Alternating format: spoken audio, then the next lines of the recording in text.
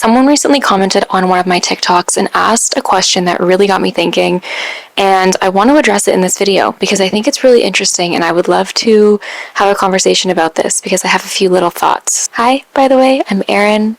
If you're new here, I post videos on self-development and fashion and vlogs and just sharing my life and the things that I enjoy talking about in a slightly aesthetic but also real-ass way. So if you're interested, definitely subscribe and stick around. Comment down below any thoughts you have throughout this video.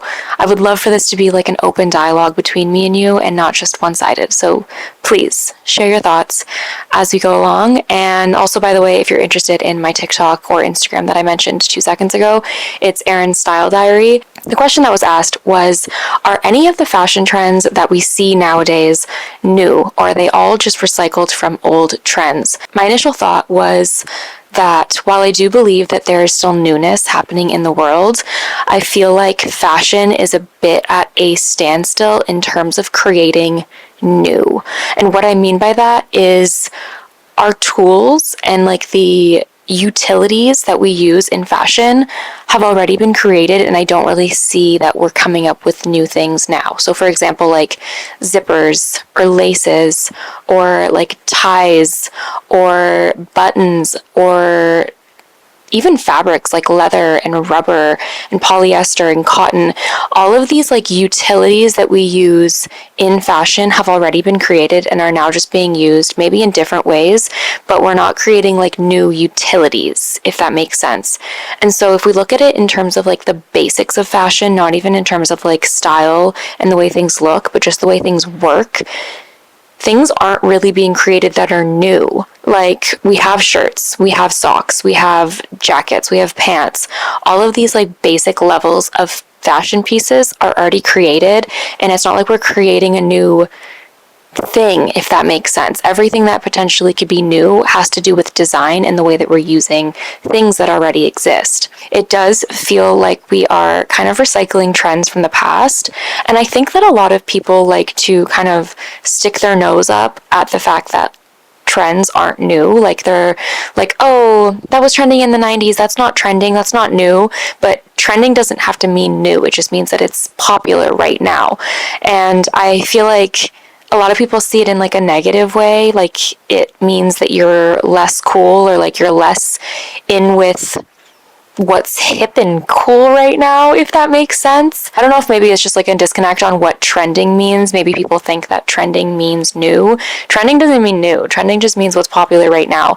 And I actually really love that a lot of what's trendy is recycled from the past. Like, I'm a very nostalgic person. I love getting hand-me-downs from my aunt, from my mom.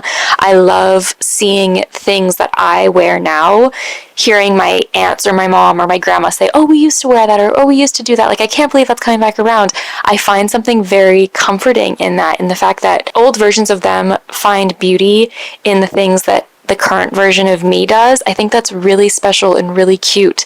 And I think that we also see this in music a lot. My dad always says like, oh, that song is from another song. Like, that artist like took the sample, took the sound, took the melody of that old song and put it in their new song. And so it's not just fashion that does this.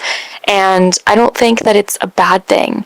I also think that we have had so many years and so many centuries of fashion existing as a human society, and we can look at all of these different decades, and now where we stand here in 2025 in the 20th century, we are kind of putting all of these things together in like a medley of all of these different trends from the past. Like, for example, maybe you put on a shirt that's like something that's really would have been trending in the 90s, like a baby tee sort of thing, and then you have on like your bell bottoms, and then you also have on like pearls, or I don't know, just, you know what I mean? Like, you are putting together a bunch of different pieces that would have been trending throughout the past 100 years, and you put them all together now, and you kind of curate this one look with all of those different years behind it, if that makes sense. I don't know, something about it just seems very sweet to me, and I really like it. And maybe I'm making it deeper than it is, probably. I just don't think that it's something bad.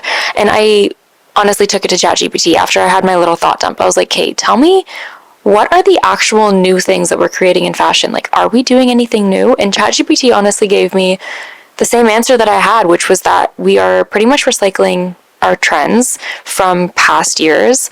The only things that are really new that they mentioned were that we are becoming a lot more open to dressing more gender fluid. Like there isn't as much of structure or rigidity or like rules around what gender can wear what or whatever. You see a lot of really straight feminine women wearing masculine looking clothing or vice versa. Like there is no rules in that sense, and that's something that's definitely new for our generation, I think, and like this decade of fashion. Even just like sweatsuits, like I feel like me wearing a sweatsuit, this just would not have been acceptable in like the 50s when maybe women were had to wear like dresses and things like that. I know my grandma even told me that there were no jeans for women for a very long time because jeans were just meant for men that were working and that were like doing physical labor, and jeans then became a part of women's wardrobe once they were in the workplace or something along those lines. I might be messing that up, but it's just interesting the way that society allows us to wear certain things now, and I'm curious what we'll be allowed to wear in the future that we don't even realize we're not allowed to wear right now. That's just so interesting. Another thing they mentioned was tech integrated fashion, which I didn't even think about, but things like, for example, in my brain, when I thought of that, the initial thing I thought of was the Apple Watch, and just like having a piece of fashion, a piece of either jewelry or like clothing, whatever, that does something tech wise and has some sort of technology in it. Another thing was like shoes, having these shoes that track your steps. I didn't even know that existed, but according to chatgpt, that is a thing. I'll read off a few other ones that they mentioned because it's interesting. RFID enabled items, bags or clothing that use these chips for tracking and authentication. Heated apparel, things that have built-in heating elements that can be controlled via smartphone apps. What? LED embedded fashion, clothing with built-in LED for lights and aesthetics. That's been around for a while. You remember those little light-up shoes? If you grew up in the 90s or the 2000s, like early 2000s, you would remember that. Or like the Heelys even. Is that considered tech? Kind of. I think those are the main ones. Mainly like fitness and health tracking clothing, I guess, is kind of the tech integrated thing. I would love to hear your thoughts on whether you can think of anything that's new or if there are any trends you just love from previous generations that you will love to see coming up and that you'll be integrating, or just your thoughts on this at all. Are you someone that really appreciates hand-me-downs? Years ago, it was kind of looked down upon to be thrifting or to be reusing clothing pieces or to even just like get hand-me-downs from older siblings, like you wanted fresh and new. Whereas I feel like now there's a lot of emotional connection and also like specialness with getting an old piece, like vintage and antique.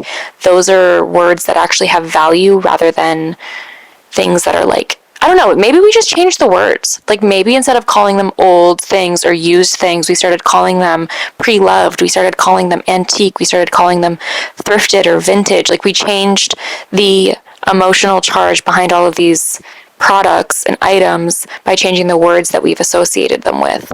I don't know. I'm just on a whole ramble, but I would love to hear your thoughts because this is very interesting to me. And my fashion sense is definitely pre-loved. I feel like everything I own, except for the entire sweatsuit I'm wearing right now, which is Aritzia, is pre-loved. Anyways, if you like this video, please like it. I'm sorry for all the lighting changes. The clouds are going in and out. It's a very gloomy day.